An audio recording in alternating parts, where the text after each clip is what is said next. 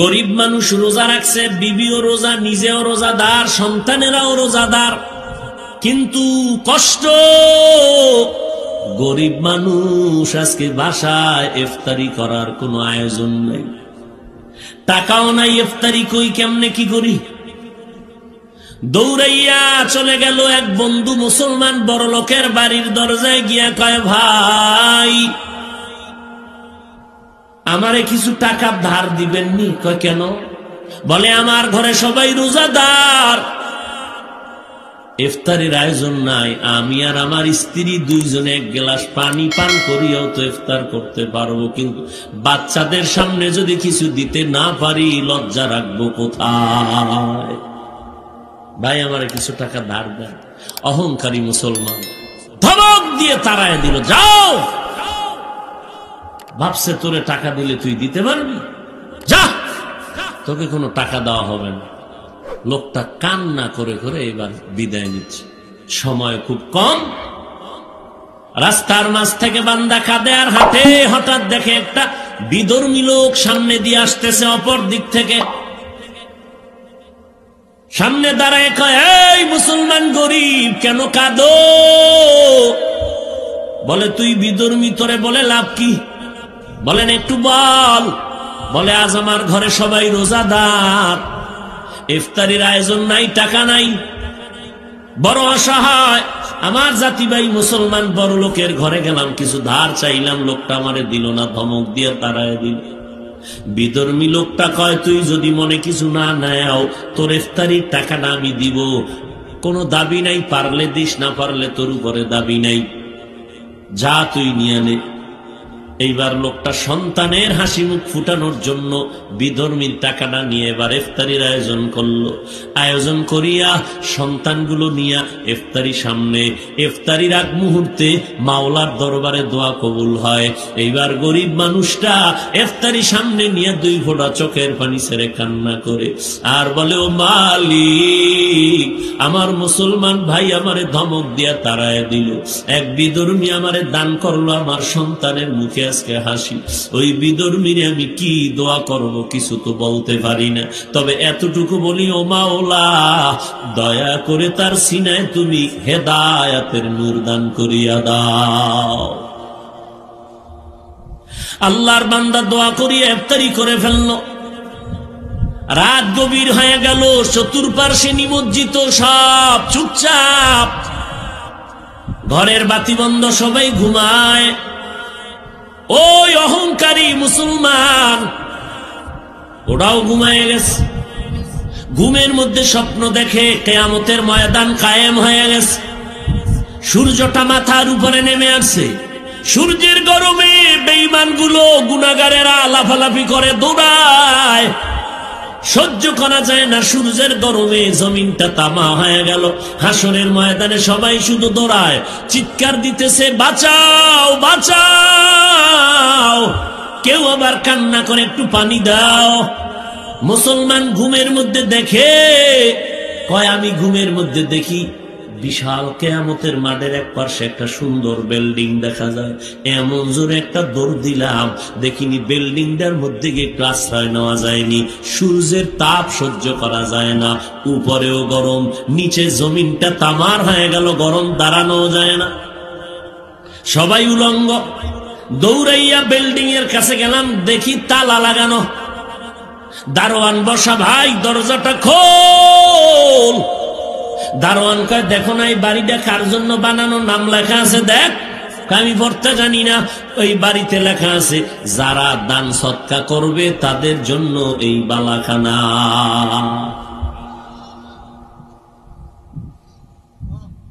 মুসলমান লোকটার হঠাৎ ঘুম ভেঙে গেল, চোখ খুইলা দেখে নিজের বিছনায় চোখ দিয়ে পানি পড়ে, ভয় কাঁপতেছে শরীর। ফজরের আজান হয়ে গেল, আর ঘুম নাই, তাড়াতাড়ি দৌড় দিল গরিব রোজাদারের বাড়ি, গিয়া কয়, ভাই আমাকে মাফ করে দাও, তোর কত টাকা লাগবে বল। বলে আমার টাকা লাগবে না, কালকে লাগছিল, এখন আর দরকার না, আর যদি দরকারও হয় তোর কাছে আর কোনোদিন টাকার জন্য যাব না। কত ইফতারির আয়োজন কেমনে? কয় শুনে তোমার লাভ কি? বল। বলে ওই এলাকার বিধর্মী লোকটা আমারে টাকা দিছে। ওই মুসলমান পাগল হয়ে গেছে, জান্নাতের বিল্ডিং দেখা দৌড়ে গেল বিধর্মীর বাড়ি, ডাক দিয়া কয় এই বিধর্মী, কয় টাকা দিছ আমার জাতি মুসলমানের? কয়টা তোর শুনে লাভ কি? তুই তো টাকা দেস না, তোর জাতি বাইরে কান্দাইছো, তুই কেন আস? কয় না, টাকাটা ফিরাইয়া নে। কয় নিব না। কয় আমি দিয়ে দিই। কয় কে? বিল্ডিং দেখে পাগল হয়ে গেছে। মুসলমান আশ্চর্য হয়ে গেল, বিল্ডিং দেখলাম আমি, তুই টের পাইলি কেমনে? বিধর্মী। বিধর্মী লোকটা চোখের পানি ছেড়ে বলে খবরদার, আর একবার আমারে বিধর্মী বলে চিৎকার দিবি না। খবরদার, আমার আর বিধর্মী বলে আঘাত করবি না। তুই রাতে ঘুমাইছো, আমিও রাতের বেলা ঘুমাই গেছি। হঠাৎ আমি ঘুমের ঘরে তাকায়া দেখি মদিনার নবী হাজির হয়ে গেলেন। রহমাতুল্লিল আলামিন আমার সামনে এসে হাজির। বলে হাতটা বাড়ায় দে। আমি হাত বাড়ায় দিলাম। নবীজি হাত ধরে আমাকে কালেমা পড়ায় দিলেন। কালেমা পড়তে পড়তে আমি আল্লাহর নবীর হাতে কালেমা পড়ে আল্লাহর নবী কুদরতি ক্ষমতায় বলে তুই যে দান করছো, দেখ তোর জান্নাতের ঘর। আমি ঘুম থেকে উঠা দেখি আমার জিহ্বায় কালেমা চলতেছে চলতেছে। ছেলের বয়স 30, রোজা রাখে না। আম্মাজান সাহারি খায় আর বলে ও এত বরকতের মাস, দুই একটা রোজা রাখবিনি? বল, রাখ, একটু সাহারি খা। মা সন্তানের বুঝায়, বাবায় বলে খবরদার, সন্তানের এখন রোজার কথা বলি, ওনার শরীরটা নষ্ট হয়ে যাবে, চেহারা ভেঙ্গে যাবে। আমার সন্তান এখনো ছোট, বয়স হয় নাই। বয়স হইলে আমার সন্তান রোজা রাখবে, এখন ওরে কষ্ট দিও না। বয়স কত?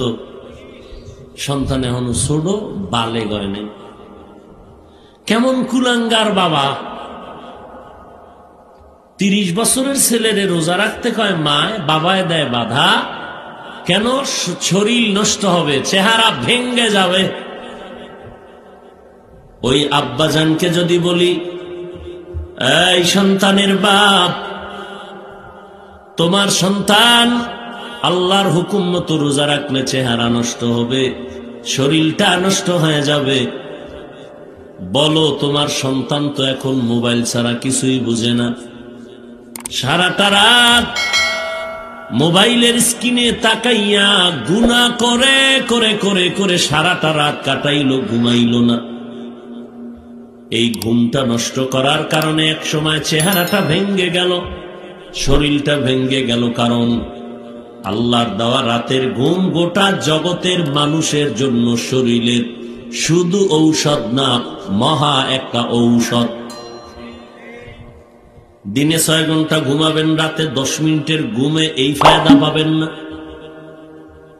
কারণ আল্লাহ মানুষ বানাইছেন, আরে গড়ি বানাইছেন যেই বেচারা, মাইক বানাইছেন যারা, মাইকটা কেমনে চালাইলে সুনাম হবে, মাইকের গুণ ঠিক থাকবে, এটা আমনে বুঝেন না, হে বুঝে। তো মানুষ বানাইছেন আল্লাহ, সম্মান দিছেন সর্বোচ্চ, তাও আল্লাহ। এই সম্মানটা কিভাবে বজায় থাকবে এটা আপনি বুঝবেন না, আল্লাহ বুঝবেন। আল্লাহ বুঝা কয় তোর শরীর ঠিক রাখা যত উপায় আছে, এর মধ্যে আমি মাওলার পক্ষ থেকে কুদরতের একটা নেয়ামত হলো রাতের ঘুম। এশার নামাজ পড়ে যদি কেউ ঘুমাও, ঘুম থেকে উঠে যদি আবার ফজরের নামাজ আদায় করে নাও, সারাটা রাত ঘুমাইয়া যে সময়টা কাটাইলি, ওই সময়টা নেকের পাল্লায় ওজন দেওয়া হবে।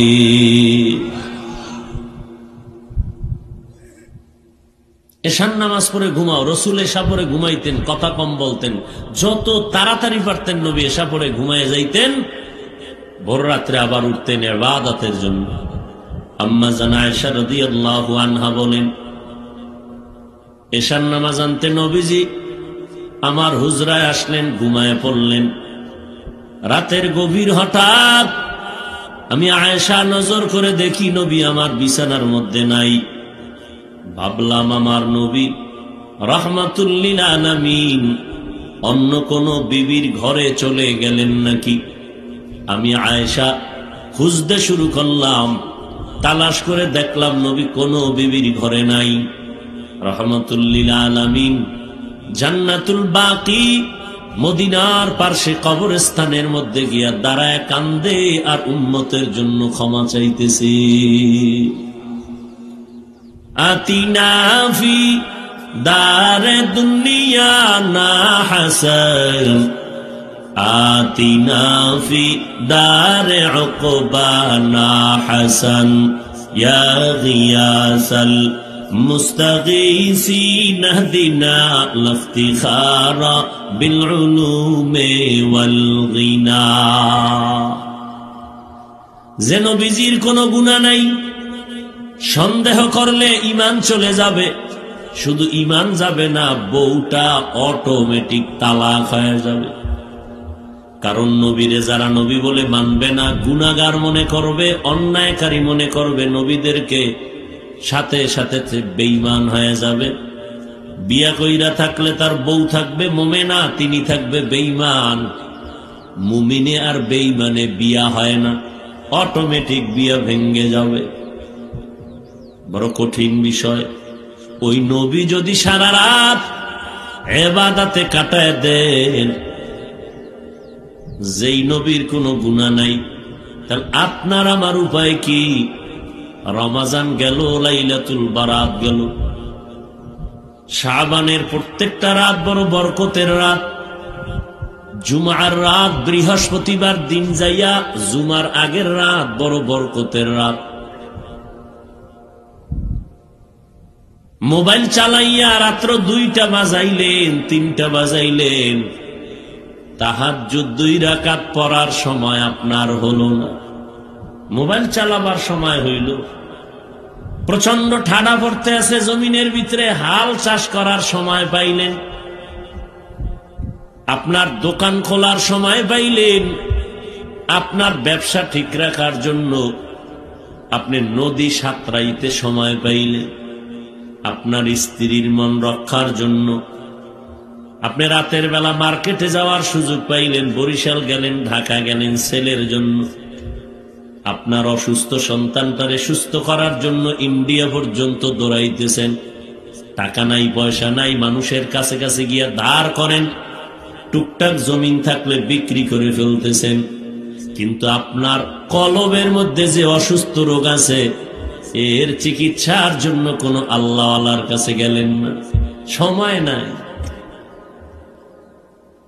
একজন আল্লাহওয়ালার কাছে যাবেন, আপনার হাতে সময় নাই। আপনার ছেলের গায়ে জ্বর উঠছে রাত্র 3টায়, আপনি পাগল হয়ে গেছেন। ডাক্তার কই? বলে অমুক জায়গায় বাড়ি, রিক্সা ডাক দাও বা হুন্ডা আপনি ভাড়া করলেন, তাড়াতাড়ি আমারে নাও। ঘুমের মধ্যে ডাক্তারের নিয়ে তার ভিজিট যা ছিল তার 10 গুণ বাড়ায় দিয়ে নিয়ে আসলেন। অথচ নিজের কলবের মধ্যে এত অসুস্থতা, এর চিকিৎসার জন্য আপনি কোনো টাকা পয়সা খরচ করলেন না, মেহনত করলেন না, বরং উল্টা আবার আপনি ধমক দিতেছেন, এত নামাজ লাগেনি, এত ইবাদত লাগেনি, এত সওয়াব রাখবো কই। এই নিয়ে আপনার মানসিক হালাত, এটা একটা বেঈমানি কইলে মেনে নেওয়া যায়। আপনি তো আল্লাহ মানেন, নবী মানেন, কোরআন মানেন, হাদিস মানেন, আখিরাত মানেন, জান্নাত মানেন, জাহান্নাম মানেন। আপনাকে বুঝাইতে আমার 12টা মাস প্রতিদিন কেন বয়ান করা লাগবে? জুমার দিন খতিব সাহেব বয়ান করে, তাবলিগলারা বয়ান করে, পীর সাহেবরা পায়ে ধরে ধরে ধরে ধরে বয়ান করে, একটা গালিও দেয় না, নরম হইয়া বুঝায়, বাবা নামাজ পড়ো, পর্দা করো, সন্তানগুলো জাহান্নামের আগুন থেকে বাঁচাও। এত বুঝানোর পরও কেন আপনি নামাজটা ঠিক মতো আদায় করেন না? হালাল ভাবে আপনার খানাটা ঘরের মধ্যে কেন আসে না? আপনি ব্যাংকের সাথে দৌড়ান, লোন উঠাইতেছেন, সুদ খাইতেছেন, নিজেও ধ্বংস হইতেছেন, পুরো ফ্যামিলির সন্তানগুলোরে জাহান্নামের দিকে নিয়ে যাইতেছেন। না দুনিয়া পাইলেন না আখিরাত পাইলেন। ঘুরছিলেন দুনিয়ার জন্য, কোনটাই পাইলেন না। দুনিয়াও পাইলেন না, পাইলেন দুনিয়াতে মানুষের গালি। দেখছেন নি কারবার, যেই মাইয়া বলারে জীবন দিয়া খাওয়াইয়া আপনার শরীরের শক্তি শেষ, ওই মাইয়া ভোলা আপনার জন্য বরদোয়া করে আপনার চরিত্রের কারণ। আপনার স্ত্রী আপনাকে মনে মনে বরদোয়া করে, এই লোকটা আমার মনের আশা পূরণ করে না, খালি গালি দেয়। সন্তানেরা মনের আশা পূরণ না করতে পারে, বাবার বিরুদ্ধে কথা বলে, বাবারে মনে মনে বরদোয়া দেয়।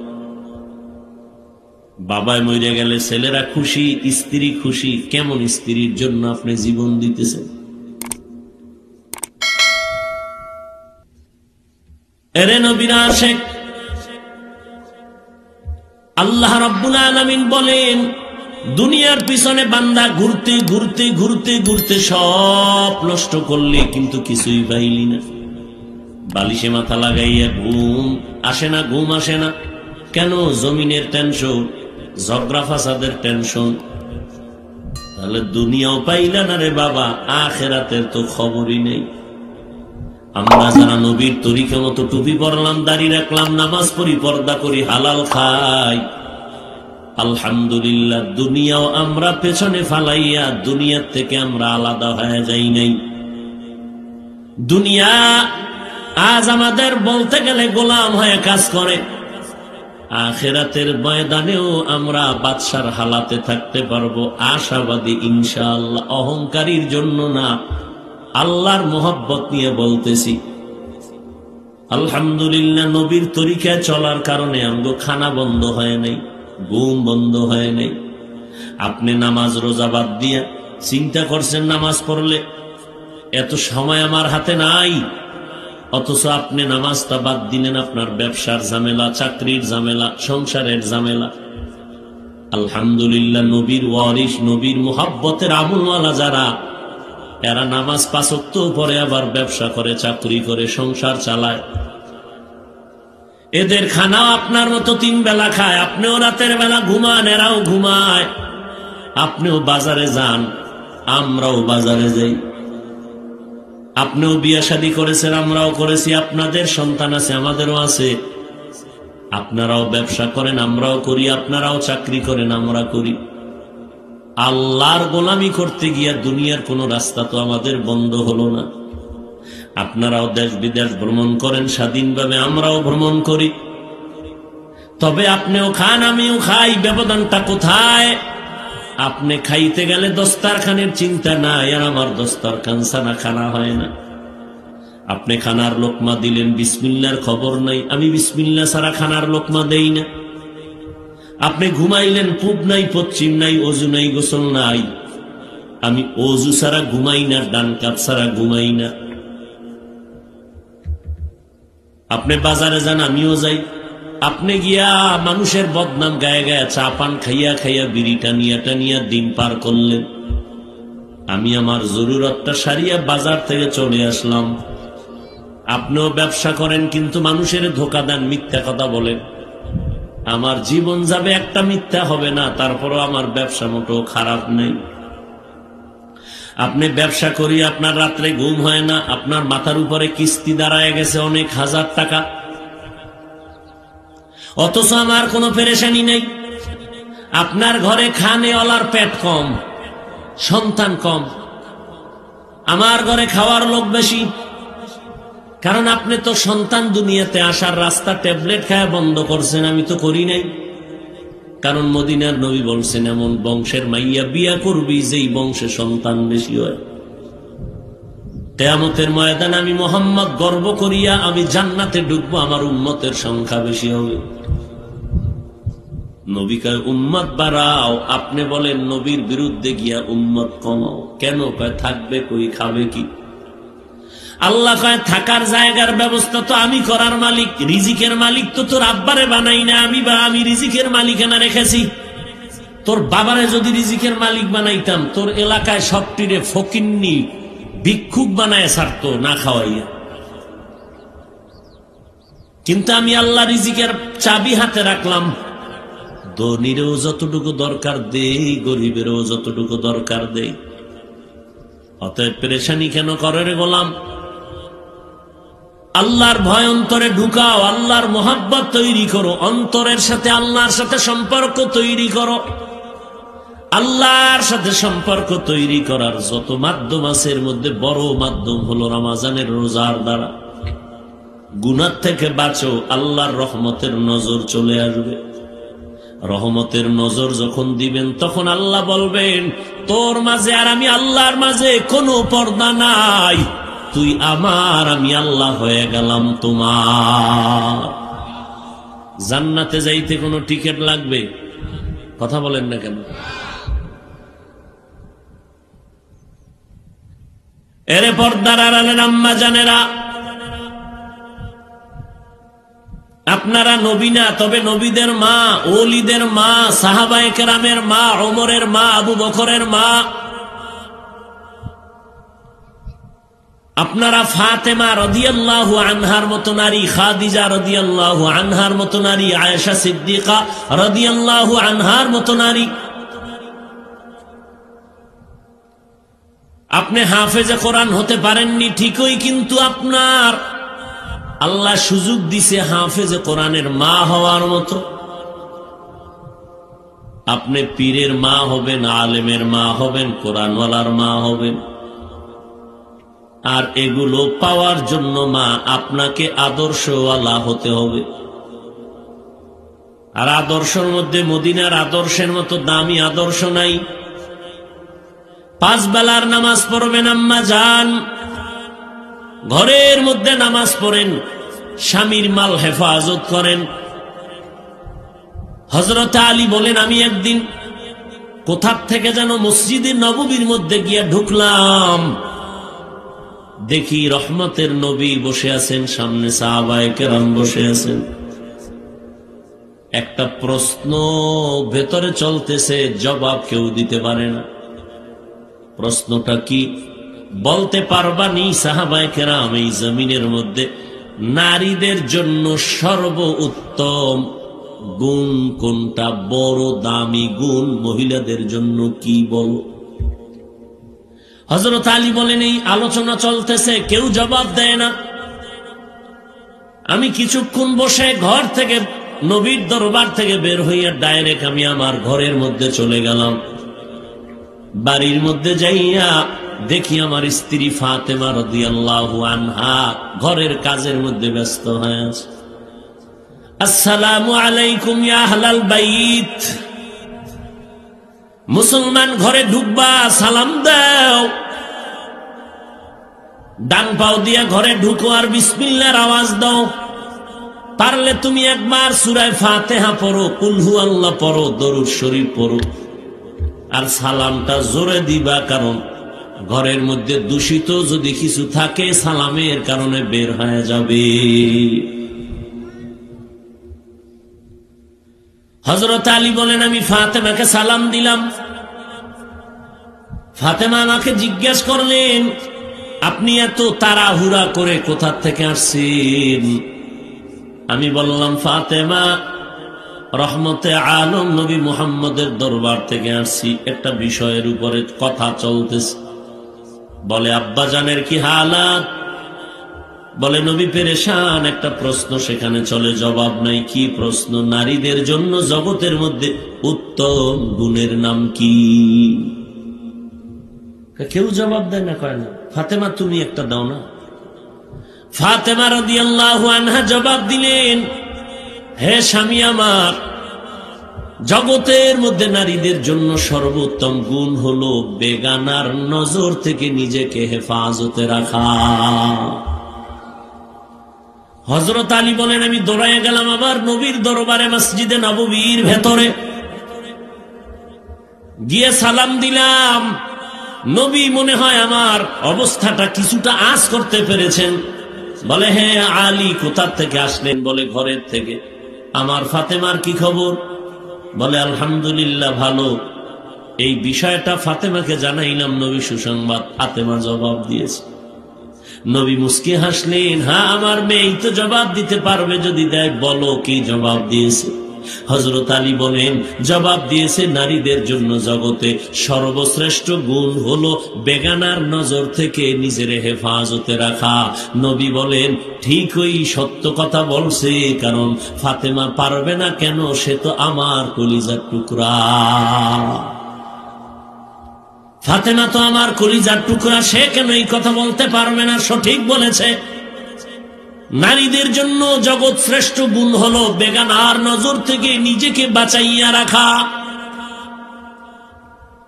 কারণ বদনজর বড় খারাপ। দুনিয়ার অন্য কোনো অসুস্থ জ্বর আসছে, ঔষধ খাইলে ভালো হবে, পাও ভেঙ্গে গেছে, সুস্থ করার রাস্তা আছে, কিন্তু বদনজর দিয়ে যদি কেউ আক্রমণ করে, সুস্থ হওয়ার রাস্তা বড় কঠিন। বদনজর লাগার কারণে কত শিশু বাচ্চাগুলো না খাইয়া শুকাইয়া যাইতে যাইতে শেষ। একটা গাভী দুধ দেয় 12 কেজি, বদনজর লাগছে আধা কেজি হয় না। ফসল হয় না জমিনের ভিতরে, গাছে ফল হয় না, বদনজর। অতএব মাত্র অল্প কয়েকদিন বাকি রমজান। এই রোজা আমি একা রাখলে হবে না, ফুল আমার অধীনে যারা আছে সবাইকে রোজা রাখাতে হবে। রোজা রাখলেই হবে না, তারাবির নামাজ পড়া লাগবে। রোজা রাখলেই হবে না, বাদুরের মতো না খাইয়া থাকলে হবে না। যার মধ্যে 6টা গুণ থাকবে, যেই রোজাদারের মধ্যে, ওই 6 গুণওয়ালা রোজাদারকে আল্লাহ বলবেন, তুমি আমার আমি তোমার।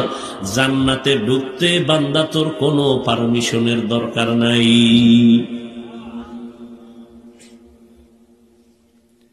6 গুণওয়ালা রোজাদার বিনা হিসাবে জান্নাতি। 1 নাম্বার গুণ হলো বান্দা হাতের হেফাজত করা লাগবে। রোজাদারের হাত দ্বারা কোনো অন্যায় করা যাবে না, কারণ আল্লাহ হাত দিয়েছেন একটা ডিউটি করার জন্য। কোরআন পড়বি, কোরআন ধর, বাইতুল্লাহর গিলাফ ধরবি সওয়াব, কোরআন ধরবি সওয়াব। এই হাত দিয়া মা বাবার খেদমতে হাত ব্যবহার করবি সওয়াব, ওস্তাদের খেদমতে হাত ব্যবহার করো সওয়াব। এই আঙ্গুল দিয়া বান্দা মানুষের প্রশংসায় ব্যবহার করো, আঙ্গুলগুলো সওয়াব। আল্লাহ আঙ্গুলের মাঝে 20টা কর দিয়েছে, এই করগুলো সওয়াবের কাজে লাগাও। প্রত্যেক নামাজের পরে 33 বার সুবহানাল্লাহ, 33 বার আলহামদুলিল্লাহ, 34 বার আল্লাহু আকবার কইয়া কইয়া কর গুনে গুনে করের হক আদায় করো।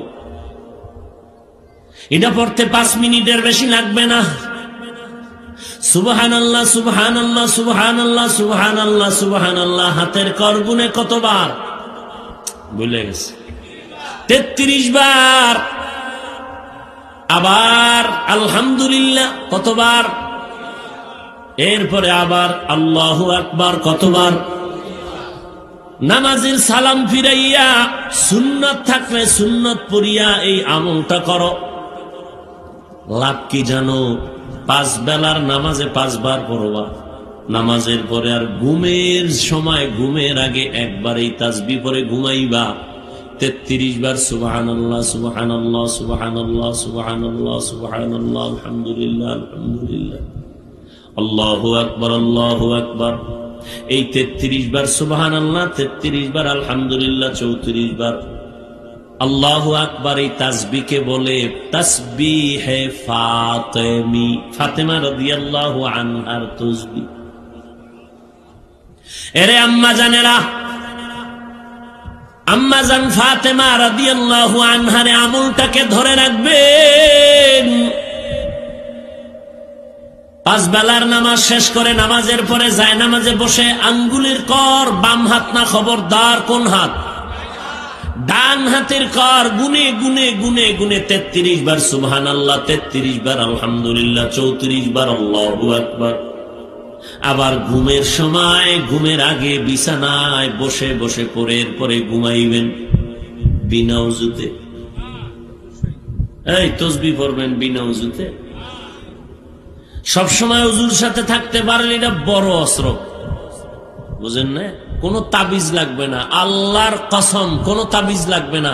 অল টাইম যারা উযুর সাথে থাকবে, পৃথিবীর কোন কবিরাজ, কোন কুফুরি, কোন মন্ত্র তাকে ভেতরে কোন বিন্দু থেকে বিন্দু রিয়াকশন করার সুযোগ নাই, যে ব্যক্তি অল টাইম ওযুর সাথে থাকবে।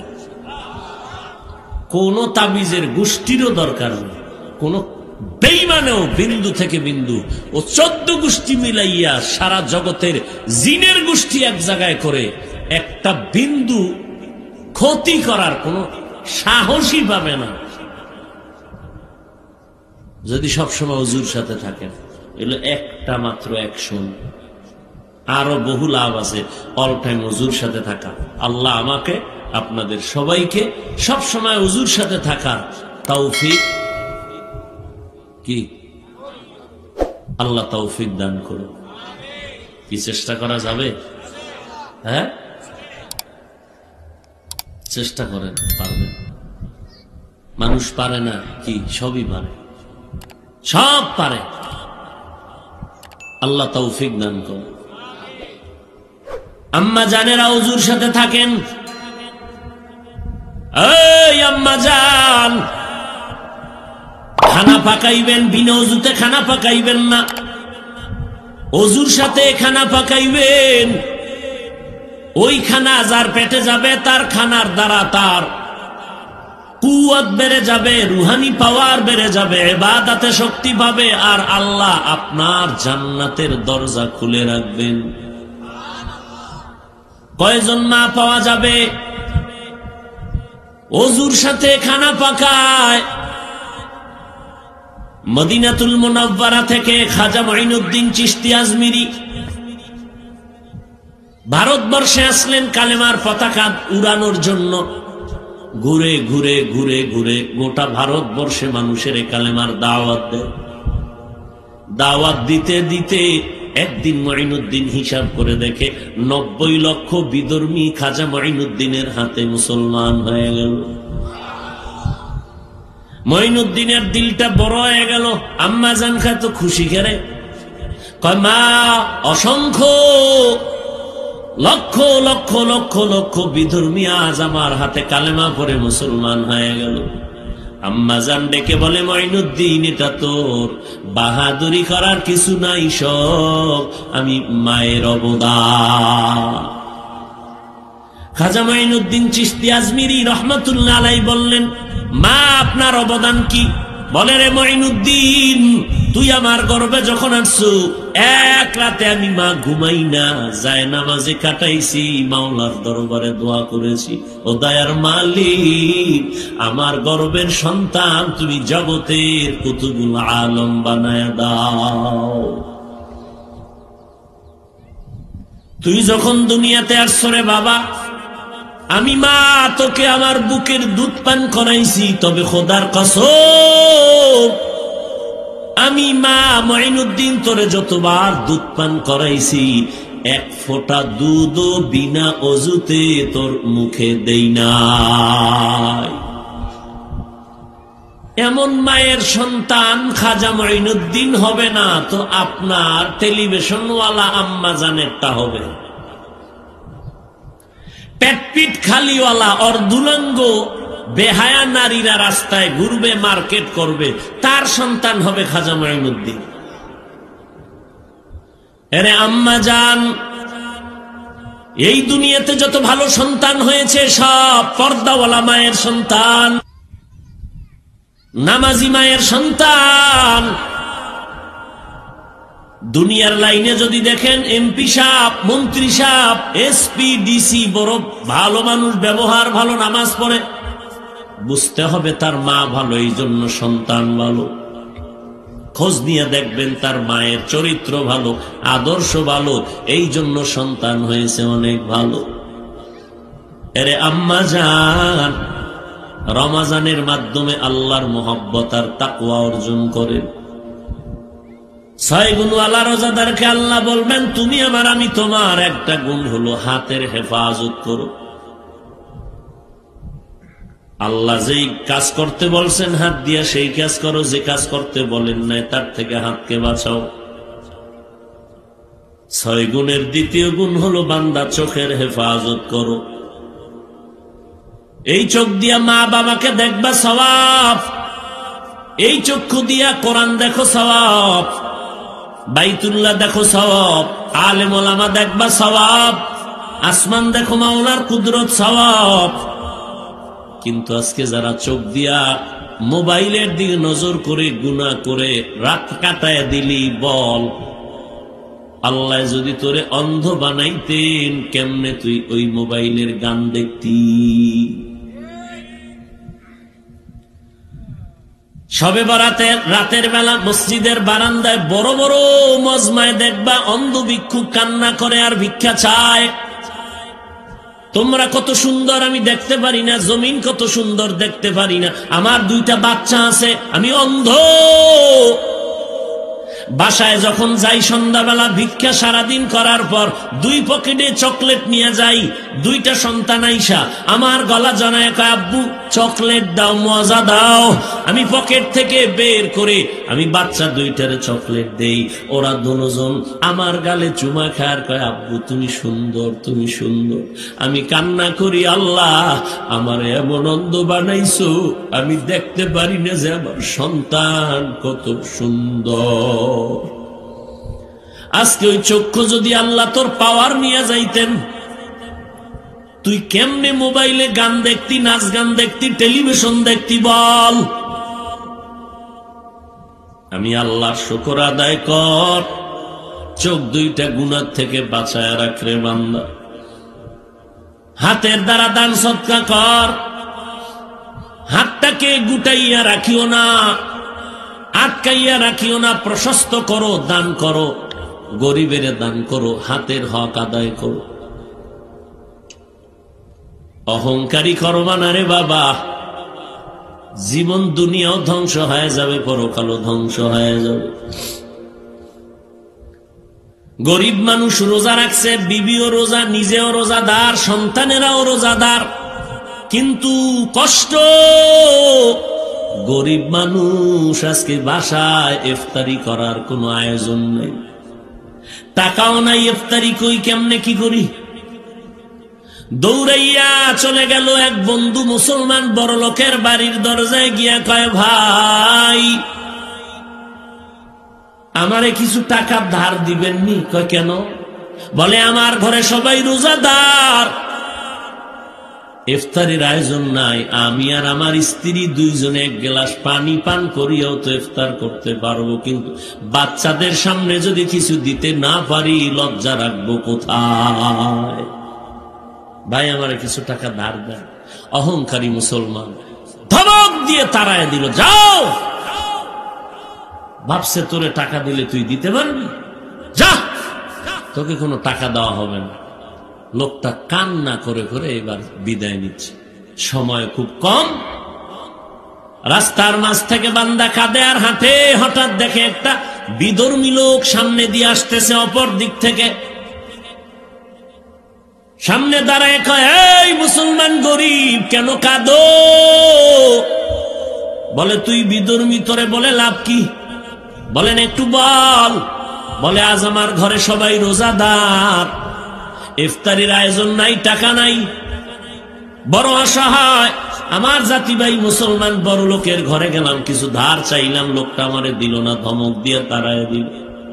বিধর্মী লোকটা কয় তুই যদি মনে কিছু না নেও তোর ইফতারির টাকাটা আমি দিব, কোনো দাবি নাই, পারলে দিস, না পারলে তোর উপরে দাবি নাই, যা তুই নিয়ে নে।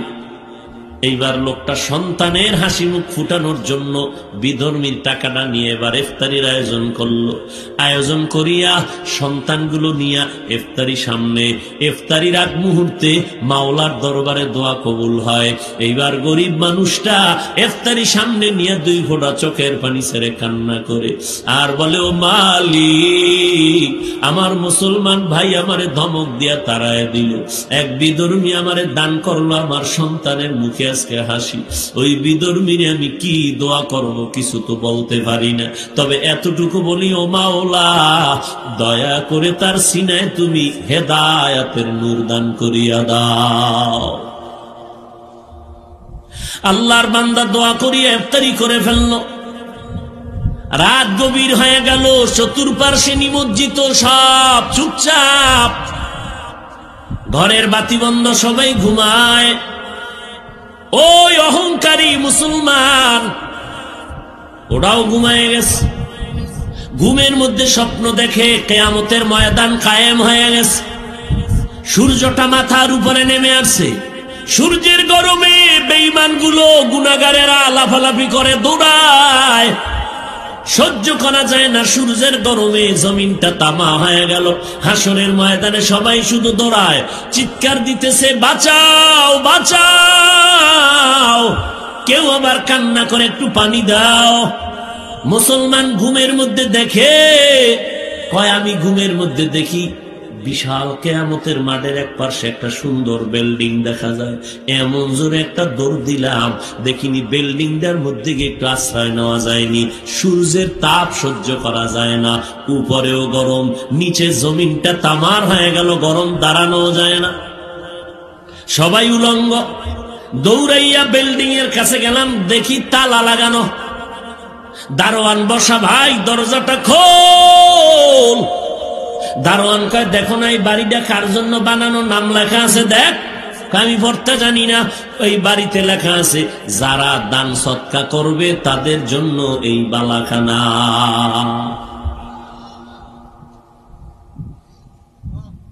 মুসলমান লোকটার হঠাৎ ঘুম ভেঙে গেল। চোখ খুইলা দেখে নিজের বিছনায় চোখ দিয়ে পানি পড়ে। ভয় কাঁপতেছে শরীর।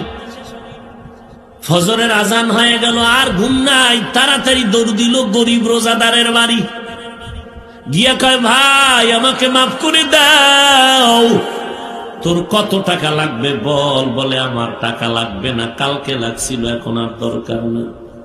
আর যদি দরকারও হয় তোর কাছে আর কোনোদিন টাকার জন্য যাব না। কত ইফতারির আয়োজন কেমনে? কয়, শুনে তোমার লাভ কি? কয়, বল। বলে, ওই এলাকার বিধর্মী লোকটা আমারে টাকা দিছে। ওই মুসলমান পাগল হয়ে গেছে, জান্নাতের বিল্ডিং দেখা দৌড়ায় গেল বিধর্মীর বাড়ি। ডাক দিয়া কয়, এই বিধর্মী, কয় টাকা দিছ আমার জাতি মুসলমানের? কয়, এটা তোর শুনে লাভ কি? তুই তো টাকা দেস না, তোর জাতি বাইরে কান্দাইছ, তুই কেন আস? কয়, না টাকাটা ফিরাইয়া নে। কয়, নিব না। কয়, আমি দিয়ে দিই। কয়, কে? বিল্ডিং দেখে পাগল হয়ে গেছে। মুসলমান আশ্চর্য হয়ে গেল, বিল্ডিং দেখলাম আমি, তুই টের পাইলি কেমনে? বিধর্মী। বিধর্মী লোকটা চোখের পানি ছেড়ে বলে, খবরদার আর একবার আমারে বিধর্মী বলে চিৎকার দিবি না। খবরদার আমারে আর বিধর্মী বলে আঘাত করবি না। তুই রাতে ঘুমাইছো, আমিও রাতের বেলা ঘুমাই গেছি। হঠাৎ আমি ঘুমের ঘরে তাকায়া দেখি মদিনার নবী হাজির হয়ে গেলেন। রহমাতুল লিল আলামিন আমার সামনে এসে হাজির। বলে, হাতটা বাড়ায় দে। আমি হাত বাড়ায় দিলাম। নবীজি হাত ধরে আমাকে কালেমা পড়ায় দিলেন।